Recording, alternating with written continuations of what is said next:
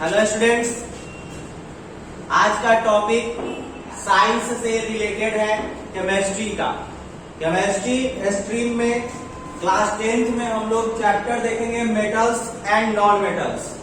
Metals and non metals में CBSE के according जो भी टॉपिक हम लोगों को पढ़ना है वो सिलेबस 2024 और 25 के अकॉर्डिंग 2024 से 25 में जो भी आने वाले हैं, जो भी बच्चे इस बार एग्जाम देने वाले हैं, उनके लिए जो टॉपिक है वो हम यहाँ पे लिख दिए हैं as the NCERT guideline.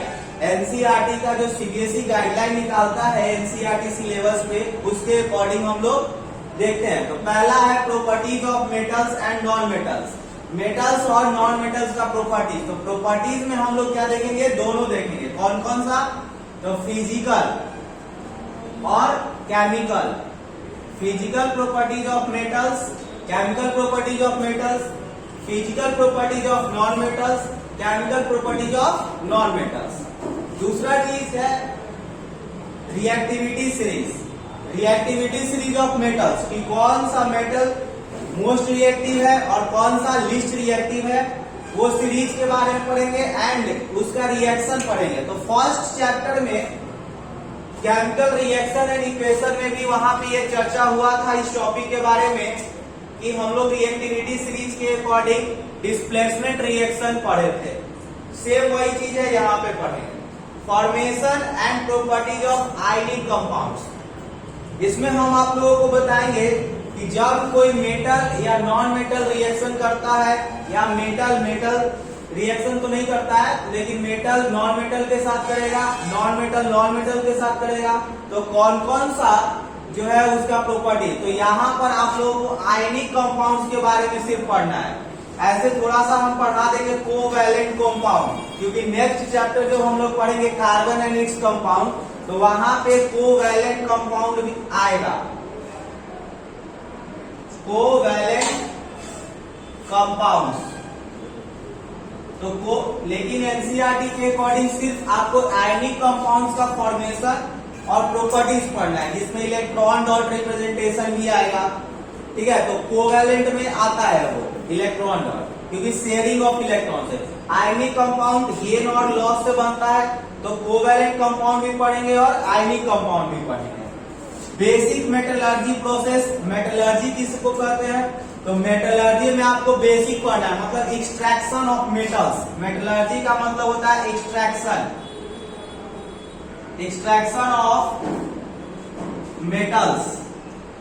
Extraction of metals मतलब कि कौन सा मेटल को हम लोग किस प्रोसेस से जो है एक्सट्रैक्ट करते हैं। तो इसमें जनरली हम लोग आयरन पढ़ेंगे, एल्यूमिनियम पढ़ेंगे और कॉपर पढ़ेंगे। तीन मेटल्स के बारे में हम लोग मोस्टली पढ़ेंगे, और भी हम पढ़ेंगे। तो इसका ओर्स के बारे में, इसका कौन कौन से ओर्स से इसका एक्सट्रैक्शन होता है, वो बेसिक इसमें पढ़ना है, पूरा डिटेल्स में नहीं पढ़ना। डिटेल्स में क्लास 12th में पढ़ेंगे हम लोग, यहाँ 10th में बेसिक पढ़ना है। सोडियम का भी है इसमें, तो सोडियम का भी पढ़ लेंगे। अगला है कोलिजन, ठीक है, एंड इट्स प्रिवेंशन। किसी भी मेटल में कोलिजन, कोलिजन मतलब कि by the action of air and water, air और वाटर के एक्शन से जो भी चेंजेज आता है, जैसे हम लोग अगर आयरन का केस है तो उसको रस्टिंग बोलते हैं। तो कोलिजन मतलब तुम लोग ये समझ के चलो कि रस्ट लग जाना है ना, कि ऑक्सीडेशन हो जाए किसी मेटल पे एयर, ऑक्सीजन और वाटर के प्रेजेंस में अगर ऑक्सीडेशन हो जाए तो डेट इज कॉल्ड कोलिजन। अब उस कोलिजन को हम लोग कैसे रोक सकते हैं, तो बाय पेंट कर देते हैं, ग्लेवनाइज कर देते हैं, तो उसके बारे में डिटेल्स में पढ़ेंगे। ठीक है, तो इतना टॉपिक हम लोग कवर करेंगे। तो बारी बारी से अब हम लोग पढ़ेंगे। तो अभी हम लोग properties of metals and non metals पढ़ेंगे, जिसमें पीरियोडिक टेबल में एलिमेंट्स जितने हैं उसको कैटेगराइज करेंगे। तो टॉपिक स्टार्ट करते हैं हम लोग मेटल्स एंड नॉन मेटल्स। अब देखते हैं हम लोग मेटल्स एंड नॉन मेटल्स। तो सबसे पहले एलिमेंट्स के बारे में कुछ जानकारी ले लेते हैं। तो एलिमेंट्स क्या है? तो metals can be classified on the basis of their physical and chemical property. तो केमिकल प्रॉपर्टीज के अकॉर्डिंग हम लोग एलिमेंट्स में बांटे, कैटेगराइज किए, कंपाउंड्स बांटे, मिक्सचर बांटे, ठीक है। तो यहाँ एलिमेंट्स है, तो देयर आर, अभी तक 118 एलिमेंट का खोज कर दिया गया है। There are 118 elements are known at present. अभी 118 एलिमेंट है। कितना एलिमेंट है? 118 अभी तक, जिसमें से इसको कैटेगराइज किया गया है दो भाग में। क्या क्या है? तो एक नेचर में पाया जाता है जिसको नेचुरली ऑकरिंग बोलते हैं,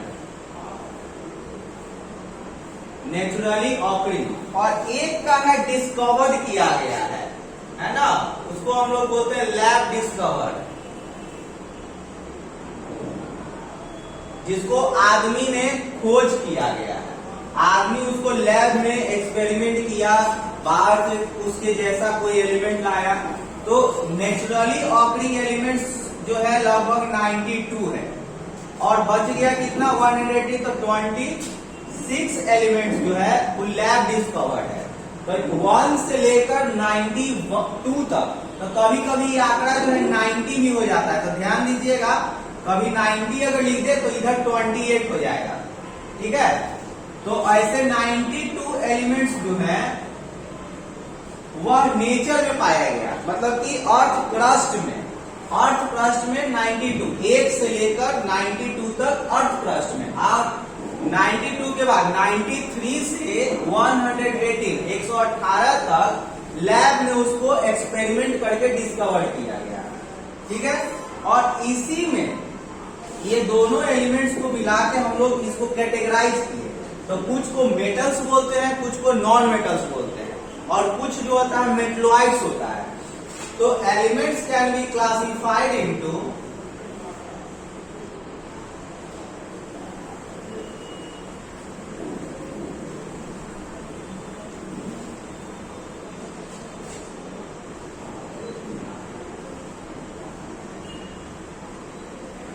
थ्री ग्रुप्स।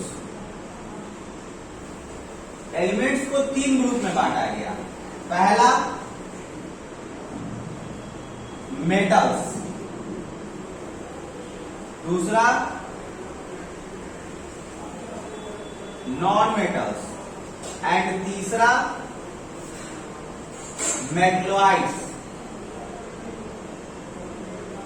तो आप लोगों के बुक में 2 ही दिया हुआ है कि मेटल्स को 2 ग्रुप में बांटा गया, ठीक है, सॉरी, एलिमेंट्स को 2 ग्रुप में बांटा गया, मेटल्स और नॉन मेटल्स। मेटलॉइड्स नहीं दिया है, लेकिन मेटलॉइड्स भी होते हैं, ठीक है। तो मेटल्स, नॉन मेटल्स और मेटलॉइड्स, ठीक है। मेटल्स वाला प्रॉपर्टी, नॉन मेटल्स वाला प्रॉपर्टी जो दोनों रखता है उसको मेटलॉइड्स बोलते हैं, ठीक है। जैसे पीरियोडिक टेबल में आप लोग देखिएगा तो पी ब्लॉक में silicon, germanium, silicon, germanium, arsenic, है ना, ये सारा चीज है, ये सब मेटलॉइड्स है। एग्जाम्पल इसका देखिए। अगर नॉन मेटल्स का बात करें तो राइट साइड में पीरियोडिक टेबल के जितने हैं वो सब नॉन मेटल्स है, जैसे ऑक्सीजन, सल्फर, है ना, क्लोरीन, ये सब नॉन मेटल्स है। और मेटल्स की बात करें तो मेटल्स में है सोडियम, कैल्शियम, आयरन, है ना, गोल्ड, सिल्वर, ये सारा चीज है। एग्जाम्पल इसका, ठीक है। तो इसको कैटेगराइज किया गया, और ये सारे चीज के बारे में अब हम लोग डिटेल्स में पढ़ेंगे। तो मेटल्स से स्टार्ट करेंगे, नॉन मेटल्स भी पढ़ेंगे और मेटलॉइड्स। तो मेटल्स पढ़ने के पहले कुछ मेटल्स का प्रॉपर्टीज होता है, उसको हम लोग देख लेंगे कि मेटल्स हम लोग कहते किसको है।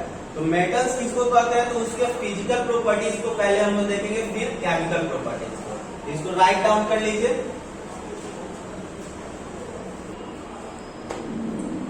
अब देखिए फिजिकल प्रॉपर्टीज ऑफ मेटल्स।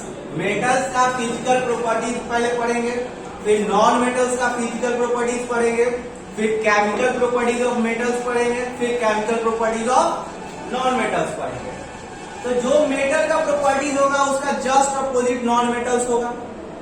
इसमें ध्यान देने वाली बात यह है कि इसमें आपको एक्सेप्शंस याद रखने हैं कि जैसे मेटल्स जो होता है हार्ड होता है, तो कुछ सॉफ्ट मेटल्स भी पाए जाते हैं जैसे सोडियम, पोटेशियम, है ना।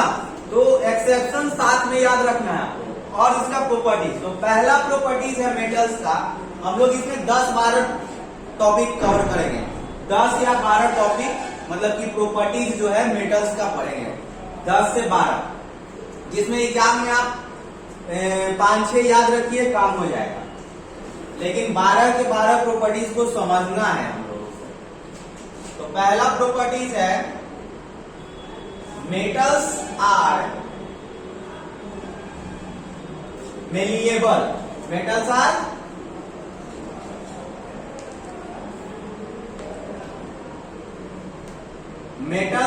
मेलिएबल। मेटल्स क्या होता है? मेलिएबल होता है। तो मेलिएबल का मतलब क्या होता है कि मेटल्स का ऐसा प्रॉपर्टी जिसको हैमरिंग करके, मतलब कि हथौड़े से मार के हम इसको थीन शीट में कन्वर्ट कर सकते हैं। तो आपको क्वेश्चन यहां से भी आ सकता है, ऐसे ये 8th क्लास का क्वेश्चन है, तो आप लोग नोट करके इसको लिखिएगा। नोट में क्या लिखेगा? Malleability. What do you mean bye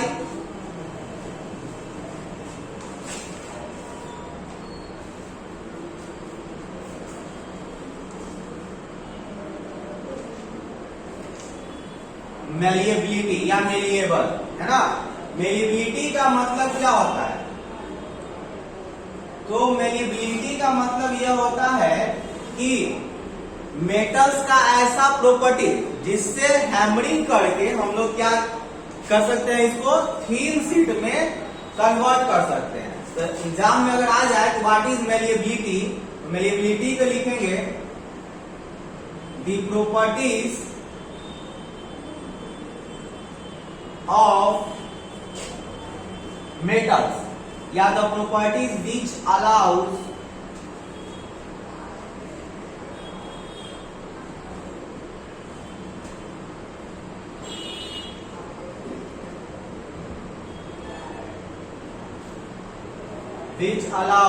metals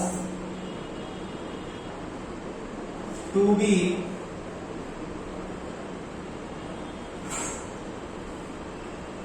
hammered, मतलब कि पीटना, इनटू थीन शीट्स।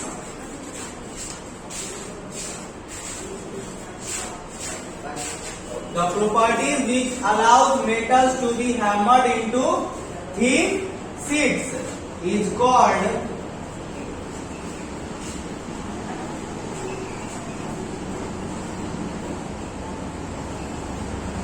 मेलिएबिलिटी। मेटल्स का ऐसा प्रॉपर्टी जिसको हैमर्ड करके हम लोग पतले पतले शीट में कन्वर्ट कर सकते हैं, इस प्रॉपर्टी को हम लोग बोलते हैं मेलिएबिलिटी। ठीक है। और ये प्रॉपर्टीज मेटल्स में होता है। मेटल्स को अगर हैमर्ड करते हैं तो थीन शीट में कन्वर्ट हो जाता है। ठीक है, तो इसको नोट डाउन कीजिए।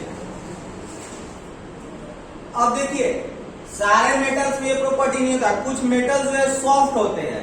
तो अगर आ जाए इसका एक्सेप्शन लिखने के लिए तो याद रखिएगा। ठीक है, इसका एक्सेप्शन भी है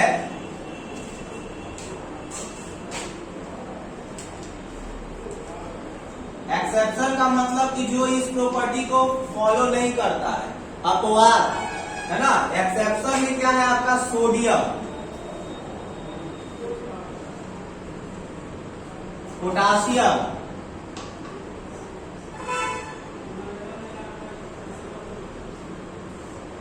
सोडियम और पोटासियम ऐसा मेटल है जो हैमर करेंगे तो वो हैमरिंग होता ही नहीं है, बहुत सॉफ्ट होता है।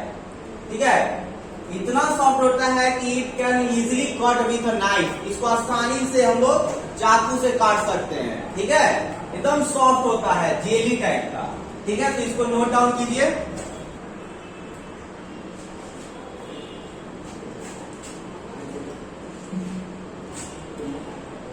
किया नहीं किया कार अब देखिए मेटल से दूसरा प्रॉपर्टी, पहला था मेटल्स आर मेलिएबल, दूसरा है metals are ductile.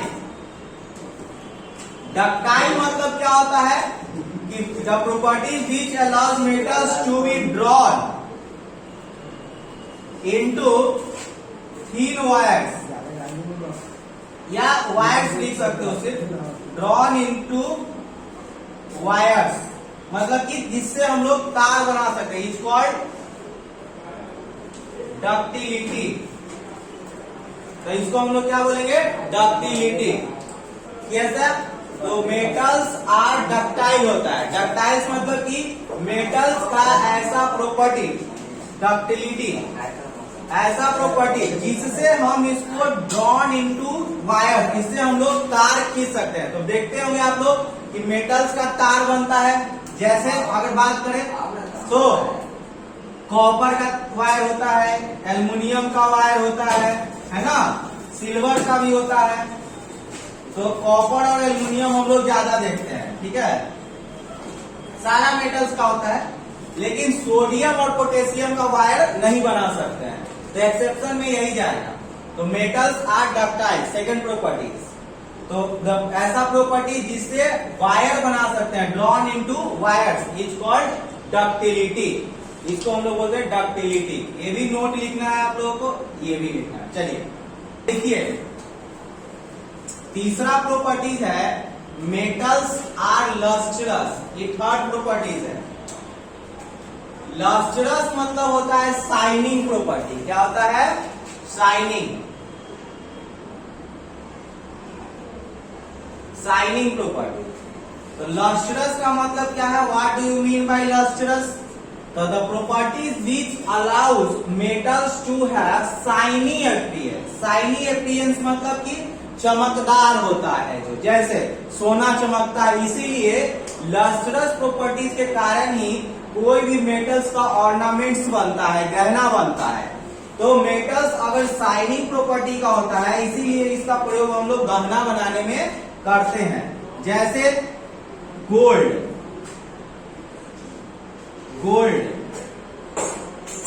Silver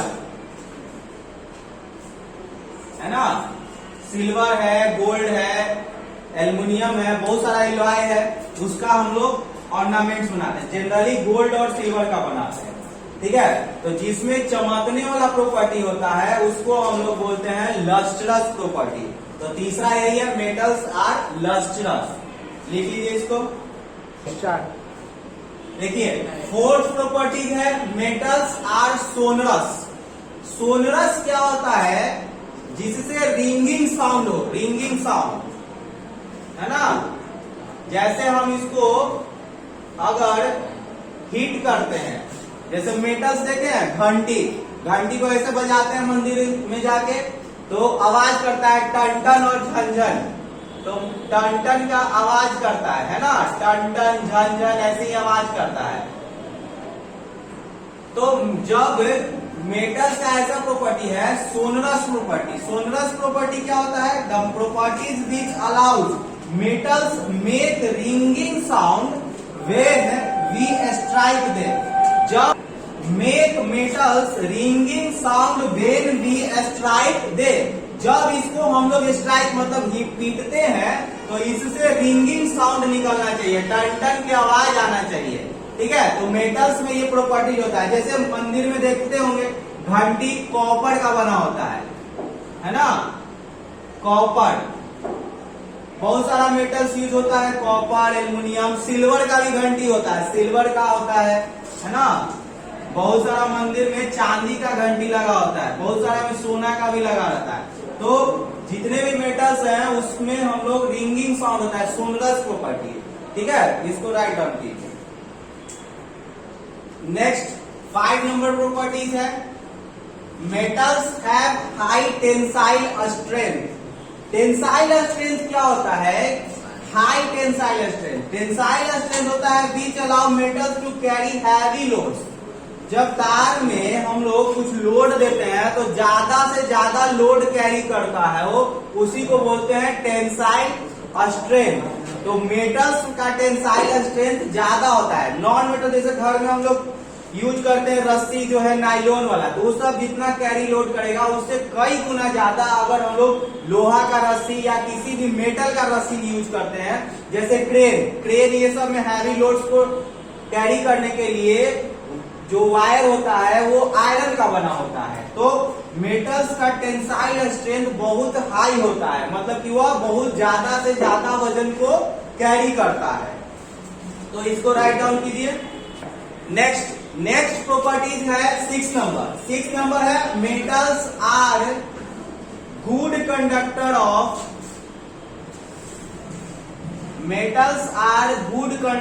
of heat. Metals जो है वह हीट का गुड कंडक्टर होता है। हीट का गुड कंडक्टर जैसे जितने भी यूटेंसिल्स है, घर में बर्तन होते हैं, वो सब मेटल्स के होते हैं खाना बनाने। क्यों? क्योंकि हीट का गुड कंडक्टर है तो उसमें हीट जाएगा तो फ्लो करेगा, तो हीट का फ्लो इजीली होता है। 7 number metals are good conductor of electricity. Metal जो है वह इलेक्ट्रिसिटी का गुड कंडक्टर होता है, which allows electricity to pass through them, मतलब कि वह अपने से होकर इलेक्ट्रिसिटी को पास करता है।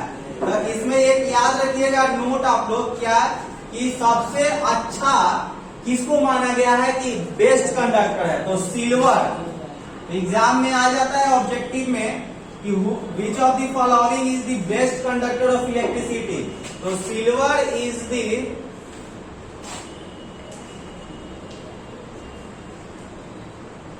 Best conductor of electricity. Silver को इलेक्ट्रिसिटी का बेस्ट कंडक्टर माना गया है। तो अगला प्रॉपर्टी लिख लीजिए, good conductor of heat, good conductor of electricity. अगला प्रॉपर्टी है 8 number, metals are generally hard. Metal जो होता है वह हार्ड होता है। इसका एक्सेप्शन याद रखना है ना।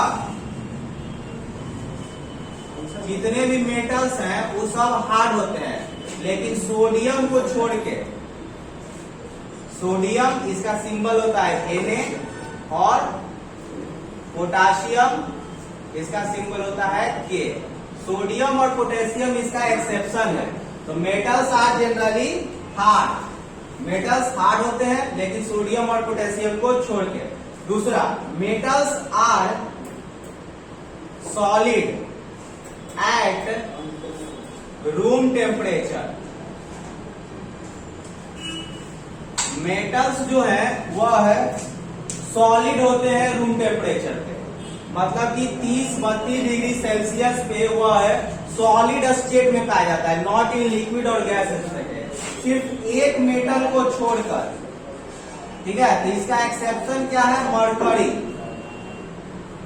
मरकरी एक ऐसा एलिमेंट है जो मेटल है और लिक्विड स्टेट में पाया जाता है। तो metal mercury are liquid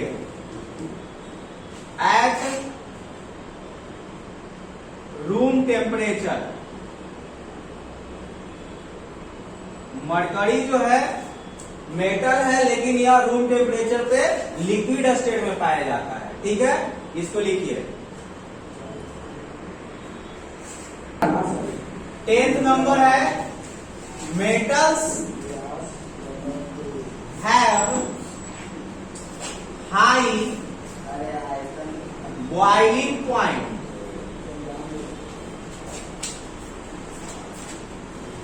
and, इसी में लिख लेते हैं हम लोग, मेल्टिंग पॉइंट।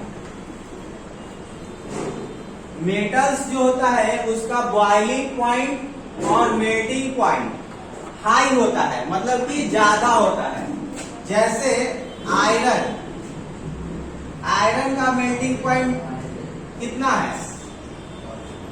1535 डिग्री सेल्सियस पे आयरन जो है यह जो है मेल्ट करता है। लेकिन कुछ ऐसे हैं जो जिसका कम होता है, जैसे सोडियम और पोटेशियम एक्सेप्शन है ना, उसको भी हम लोग लिख लेंगे। एक्सेप्शन में है सोडियम, आयरन का होता है Fe, इसको लिख लेना। सोडियम जो होता है इसका 98 डिग्री सेल्सियस, और पोटेशियम जो है ये भी एक्सेप्शन है, इस 64 डिग्री सेल्सियस पे मेल्ट करता है। तो ये दोनों एक्सेप्शन है। ऐसे आयरन, एल्युमिनियम है ना, गोल्ड, सिल्वर, ये सब जितना है इसका बॉइलिंग पॉइंट और मेल्टिंग पॉइंट जो है हाई होता है।